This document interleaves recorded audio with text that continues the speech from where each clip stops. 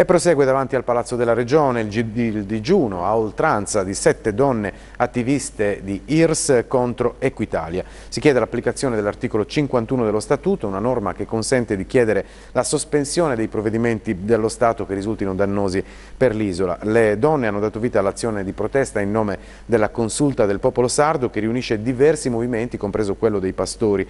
Tutti si ritroveranno in piazza a Cagliari giovedì prossimo per una grande manifestazione che è stata chiamata il giorno del risveglio. Ma sentiamo le dichiarazioni di Bettina Pizzurra, responsabile IRS per Cagliari, intervistata da Maria Luisa Moro. È un'esperienza molto forte di digiuno a oltranza.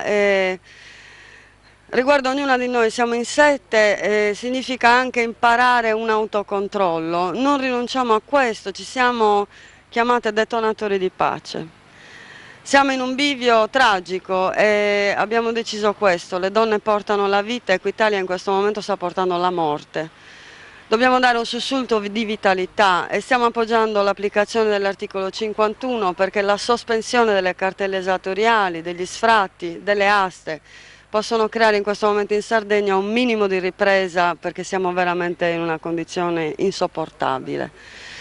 La determinazione delle donne non vuole essere soltanto un urlo di genere, lo stiamo facendo per tutti i sardi. Non c'è famiglia in Sardegna che non abbia un problema enorme con il fisco.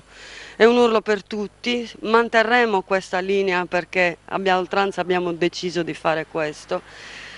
E vediamo che cosa significa per la Sardegna davanti al problema della vertenza entrate, uno Stato che deve 10 miliardi ai sardi, poter uscire da questo stallo e da questo sentimento di precipizio.